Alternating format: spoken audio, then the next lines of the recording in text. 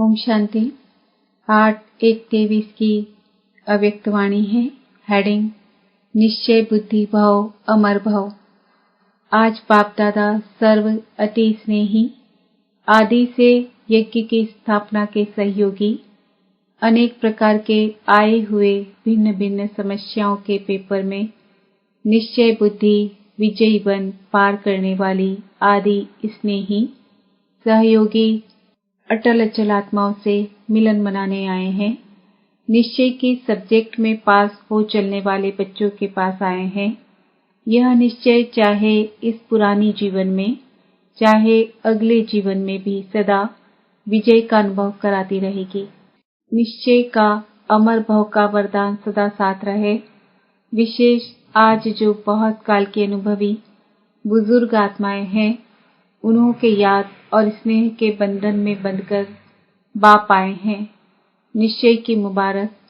एक तरफ यज्ञ अर्थात पांडवों के किले की जो नींव अर्थात फाउंडेशन आत्माएं हैं, वह भी सभी सामने हैं, और दूसरी तरफ आप अनुभवी आदि आत्माएं इस पांडवों के किले की दीवार की पहली ईंटें हो। फाउंडेशन भी सामने है और आदि ईंटें जिनके आधार पर यह किला मजबूत बन विश्व की छत्र छाया बना, वह भी सामने है। तो जैसे बाप ने बच्चों के स्नेह में जी हजूर हाजिर करके दिखाया, ऐसे ही सदा बाप दादा और निमित्त आत्माओं की शीमत व डायरेक्शन को सदा जी हाजिर करते रहना, कभी भी व्यर्थ मनमत व परमत नहीं मिलाना। हाजिर हुजूर को जान श्रीमत पर उड़ते चलो। समझा? अच्छा। मधुबन निवासियों को सेवा की मुबारक देते हुए बाप दादा बोले, अच्छा, विशेष मधुबन निवासियों को बहुत बहुत मुबारक हो। सारा सीजन अपनी मधुरता और अथक सेवा से सर्व की सेवा के निमित्त बने। तो सबसे पहले सारी सीजन में निमित्त सेवाधारी विशेष मधुबन निवासियों को बहुत बहुत मुबारक। मधुबन है ही मधु अर्थात मधुरता। तो मधुरता सर्व को बाप के स्नेह में लाती है। इसलिए चाहे हॉल में हो चाहे चले गए हो, लेकिन सभी को विशेष एक एक डिपार्टमेंट को बाप दादा विशेष मुबारक सेवा की दे रहे हैं, और सदा अथक भाव मधुर भाव के वरदानों से बढ़ते उड़ते चलो। अव्यक्त बाप दादा की पर्सनल मुलाकात। अलबेलापन कमजोरी लाता है, इसलिए अलर्ट रहो। सभी संगम युगी श्रेष्ठ आत्माएं होना। संगम युग की विशेषता क्या है जो किसी भी युग में नहीं है? संगम युग की विशेषता है, एक तो प्रत्यक्ष फल मिलता है और एक का पदम गुणा प्राप्ति का अनुभव इसी जन्म में ही होता है। प्रत्यक्ष फल मिलता है ना। अगर एक सेकंड भी हिम्मत रखते हो तो मदद कितने समय तक मिलती रहती है। किसी एक की भी सेवा करते हो तो खुशी कितनी मिलती है। तो एक की पदम गुणा प्राप्ति अर्थात प्रत्यक्ष फल इस संगम पर मिलता है। तो ताजा फ्रूट खाना अच्छा लगता है ना। तो आप सभी प्रत्यक्ष फल अर्थात ताजा फल खाने वाले हो, इसलिए शक्तिशाली हो। कमजोर तो नहीं है ना। सब पावरफुल है। कमजोरी को आने नहीं देना। जब तंदुरुस्त होते हैं तब कमजोरी स्वतः खत्म हो जाती है। सर्वशक्तिवान बाप द्वारा सदा शक्ति मिलती रहती है, तो कमजोर कैसे होंगे? कमजोरी आ सकती है, कभी गलती से आ जाती है। जब कुंभकर्ण की नींद में अलबेले होकर सो जाते हो तब आ सकती है, नहीं तो नहीं आ सकती है। आप तो अलर्ट हो ना। अलबेले हो क्या? सभी अलर्ट हैं, सदा अलर्ट हैं। संगम युग में बाप मिला, सब कुछ मिला, तो अलर्ट ही रहेंगे ना। जिसको बहुत प्राप्तियां होती रहती है वो कितना अलर्ट रहते हैं। रिवाजी बिजनेसमैन को बिजनेस में प्राप्तियां होती रहती है, तो अलबेला होगा या अलर्ट होगा।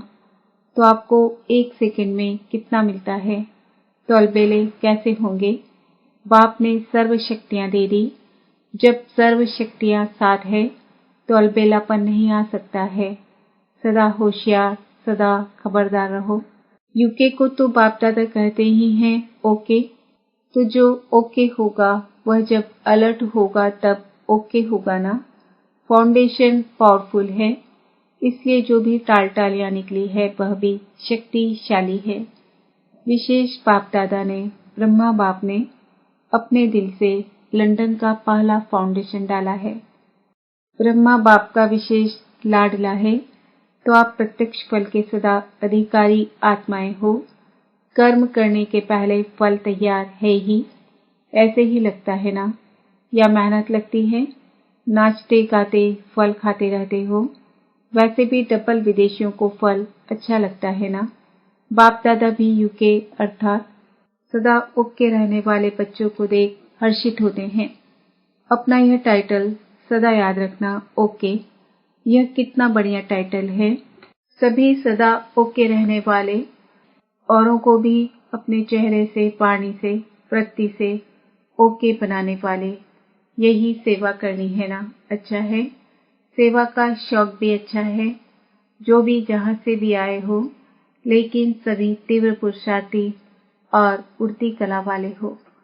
सबसे ज्यादा खुश कौन रहता है? नशे से कहो मैं, सिवाय खुशी के और है ही क्या। खुशी ब्राह्मण जीवन की खुराक है। खुराक के बिना कैसे चलेंगे? चल रहे हो तो खुराक है, तभी तो चल रहे हो ना। स्थान भी बढ़ रहे हैं। देखो, पहले 3 पैर पृथ्वी लेना बड़ी बात लगती थी, और अभी क्या लगता है? सहज लगता है ना। तो लंदन ने कमाल की है ना। हिम्मत दिलाने वाले भी अच्छे हैं और हिम्मत रखने वाले भी अच्छे हैं। तो सभी यूके वाले लकी हैं और अंगुली देने में बहादुर हैं। सेकेंड, अपनी सर्व जिम्मेवारियां बाप को देकर बेफिक्र बादशाह बनो। सदा अपने को बेफिक्र बादशाह अनुभव करते हो या थोड़ा थोड़ा फिक्र है? क्योंकि जब बाप ने आपकी जिम्मेवारी ले ली तो जिम्मेवारी का फिक्र क्यों? अभी सिर्फ रेस्पॉन्सिबिलिटी है बाप के साथ साथ चलते रहने की। वह भी बाप के साथ साथ है, अकेले नहीं। तो क्या फिक्र है? कल क्या होगा ये फिक्र है। जॉब का फिक्र है। दुनिया में क्या होगा ये फिक्र है। क्योंकि जानते हो कि हमारे लिए जो भी होगा अच्छा होगा। निश्चय है ना। पक्का निश्चय है या हिलता है कभी? जहाँ निश्चय पक्का है वहाँ निश्चय के साथ विजय भी निश्चित है। ये भी निश्चय है ना कि विजय हुई पड़ी है, या कभी सोचते हो कि पता नहीं होगी या नहीं? क्योंकि कल्प कल्प के विजयी हैं और सदा रहेंगे। ये अपना यादगार कल्प पहले वाला अभी फिर से देख रहे हो। इतना निश्चय है ना कि कल्प कल्प के विजयी हैं। इतना निश्चय है, कल्प पहले भी आप ही थे या दूसरे थे। तो सदा यही याद रखना कि हम निश्चय बुद्धि विजयी रत्न हैं। ऐसे रत्न हों जिन रत्नों को बाप दादा भी याद करते हैं। ये खुशी है ना। बहुत मौज में रहते हो ना इस अलौकिक दिव्य श्रेष्ठ जन्म की और अपने मधुबन घर में पहुंचने की मुबारक। थर्ड, बाप और आप ऐसे कंबाइन रहो जो कभी कोई अलग न कर सके। सभी अपने को सदा बाप और आप कंबाइंड हैं ऐसा अनुभव करते हो। जो कंबाइंड होता है उसे कभी भी कोई भी अलग नहीं कर सकता। आप अनेक बार कंबाइंड रहे हो, अभी भी हो और आगे भी सदा रहेंगे, ये पक्का है। तो इतना पक्का कंबाइंड रहना, तो सदैव स्मृति रखो कि कंबाइंड थे, कंबाइंड है और कंबाइंड रहेंगे। कोई की ताकत नहीं जो अनेक बार के कंबाइंड स्वरूप को अलग कर सकें। तो प्यार की निशानी क्या होती है? कंबाइंड रहना, क्योंकि शरीर से तो मजबूरी में भी कहाँ कहाँ अलग रहना पड़ता है। प्यार भी हो लेकिन मजबूरी से कहाँ अलग रहना भी पड़ता है। लेकिन यहाँ तो शरीर की बात ही नहीं, 1 सेकंड में कहाँ से कहाँ पहुँच सकते हो। आत्मा और परमात्मा का साथ है। परमात्मा तो कहाँ भी साथ निभाता है और हर एक से कंबाइंड रूप से प्रीत की रीत निभाने वाले हैं। हर एक क्या कहेंगे, मेरा बाबा है। क्या कहेंगे, तेरा बाबा है। हर एक कहेगा मेरा बाबा है। तो मेरा क्यों कहते हो? अधिकार है तब ही तो कहते हो। प्यार भी है और अधिकार भी है। जहाँ प्यार होता है वहाँ अधिकार भी होता है। अधिकार का नशा है ना। कितना बड़ा अधिकार मिलता है। इतना बड़ा अधिकार सतयुग में भी नहीं मिलेगा। किसी जन्म में परमात्मा अधिकार नहीं मिलता। प्राप्ति यहाँ है।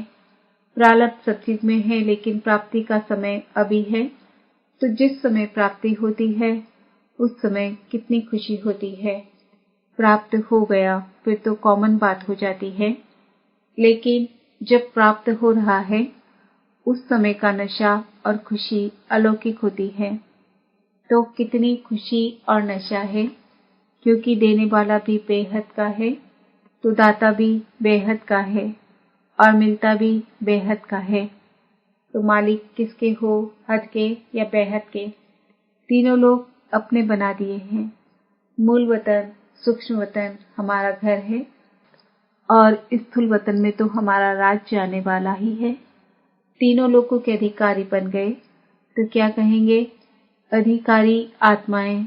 कोई अप्राप्ति है तो क्या गीत गाते हो? पाना था वह पा लिया, अभी कुछ पाने को नहीं रहा तो ये गीत गाते हो?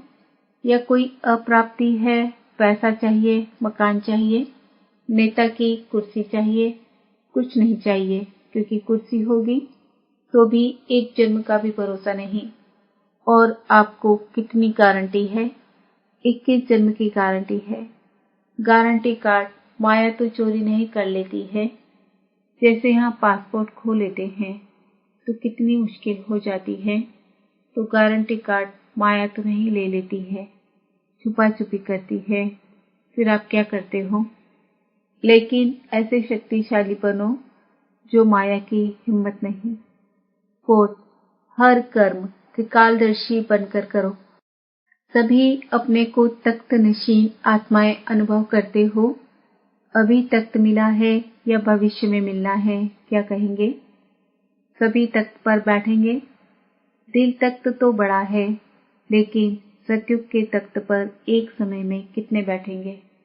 तख्त पर भले कोई बैठे, लेकिन तख्त अधिकारी रॉयल फैमिली में तो आएंगे ना। तख्त पर इकट्ठे तो नहीं बैठ सकेंगे। इस समय सभी तख्त नशीन हैं, इसलिए इस जन्म का महत्व है। जितने चाहें, जो चाहें, दिल तख्त नशीन बन सकते हैं। इस समय और कोई तख्त है? कौन सा है? आप अविनाशी आत्मा का तख्त, ये भ्रकुटी है, तो भ्रकुटी के तख्त नशीन भी हो और दिल तख्त नशीन भी हो। डबल तख्त है ना। नशा है कि मैं आत्मा भ्रकुटी के अकाल तख्त नशीन हूँ। तख्त नशीन आत्मा का स्व पर राज्य है, इसलिए स्वराज्य अधिकारी हैं। स्वराज्य अधिकारी हूँ, यह स्मृति सहज ही पाप द्वारा सर्व प्राप्ति का अनुभव कराएगी। तो तीनों ही तख्त की नॉलेज है, तो भ्रकुटी के तख्त नशीन भी हो और दिल तख्त नशीन भी हो। डबल तख्त है ना। नशा है कि मैं आत्मा भ्रकुटी के अकाल तख्त नशीन हूँ। तख्त नशीन आत्मा का स्व पर राज्य है, इसलिए स्वराज्य अधिकारी हैं। स्वराज्य अधिकारी हूँ, यह स्मृति सहज ही बाप द्वारा सर्व प्राप्ति का अनुभव कराएगी। तो तीनों ही तख्त की नॉलेज है। नॉलेजफुल होना, पावरफुल भी हो या सिर्फ नॉलेजफुल हो। जितने नॉलेजफुल हो उतने ही पावरफुल हो, या नॉलेजफुल अधिक, पावरफुल कम। नॉलेज से ज्यादा होशियार हो। नॉलेजफुल और पावरफुल दोनों ही साथ साथ, तो तीनों तख्त की स्मृति सदा रहे। ज्ञान में 3 का महत्व है। त्रिकालदर्शी भी बनते हैं। तीनों काल को जानते हो या सिर्फ वर्तमान को जानते हो? कोई भी कर्म करते हो तो त्रिकालदर्शी बनकर कर्म करते हो या सिर्फ एकदर्शी बनकर कर्म करते हो? क्या हो, एकदर्शी या त्रिकालदर्शी? तो कल क्या होने वाला है वह जानते हो? कहो हम यह जानते हैं। कि कल जो होगा वह बहुत अच्छा होगा, ये तो जानते हो ना। तो त्रिकालदर्शी हुए ना। जो हो गया वो भी अच्छा, जो हो रहा है वह और अच्छा, और जो होने वाला है वह और बहुत अच्छा। यह निश्चय है ना कि अच्छे से अच्छा होना है, बुरा नहीं हो सकता। क्यों? अच्छे से अच्छा बाप मिला, अच्छे से अच्छे आप बने, अच्छे से अच्छे कर्म कर रहे हो, तो सब अच्छा है ना कि थोड़ा बुरा थोड़ा अच्छा है। जब मालूम पड़ गया कि मैं श्रेष्ठ आत्मा हूँ, तो श्रेष्ठ आत्मा का संकल्प बोल कर्म अच्छा होगा ना। तो यह सदा स्मृति रखो कि कल्याणकारी बाप मिला तो सदा कल्याण ही कल्याण है। बाप को कहते ही हैं विश्व कल्याणकारी, और आप मास्टर विश्व कल्याणकारी हो। तो जो विश्व का कल्याण करने वाला है उसका अकल्याण हो ही नहीं सकता। इसलिए यह निश्चय रखो कि हर समय, हर कार्य, हर संकल्प कल्याणकारी है। संगम युग को भी नाम देते हैं कल्याणकारी युग। तो अकल्याण नहीं हो सकता, तो क्या याद रखेंगे? जो हो रहा है वह अच्छा, और जो होने वाला वह बहुत बहुत अच्छा। तो यह स्मृति सदा आगे बढ़ाती रहेगी। अच्छा, सभी कोने कोने में बाप का झंडा लहरा रहे हो, सभी बहुत हिम्मत और तीव्र पुरुषार्थ से आगे बढ़ रहे हो और सदा बढ़ते रहेंगे। फ्यूचर दिखाई देता है ना। कोई भी पूछे आपका भविष्य क्या है, तो बोलो हमको पता है, बहुत अच्छा है। अच्छा, वरदान। अपने मस्तक पर श्रेष्ठ भाग्य की लकीर देखते हुए सर्व चिंताओं से मुक्त बेफिक्र बादशाह भव। बेफिक्र रहने की बादशाही सब बादशाहियों से श्रेष्ठ है। अगर कोई ताज पहनकर तख्त पर बैठ जाए और फिक्र करता रहे, तो यह तख्त हुआ या चिंता। भाग्य विधाता भगवान ने आपके मस्तक पर श्रेष्ठ भाग्य की लकीर खींच दी, बेफिक्र बादशाह हो गए। तो सदा अपने मस्तक पर श्रेष्ठ भाग्य की लकीर देखते रहो। वाह मेरा श्रेष्ठ ईश्वरीय भाग्य। इसी फकुर में रहो तो सब चिंताएं समाप्त हो जाएंगी। स्लोगन। एकाग्रता की शक्ति द्वारा रूहों का आह्वान कर रूहानी सेवा करना ही सच्ची सेवा है। आज का स्वमान है, मैं बेफिक्र बादशाह हूँ।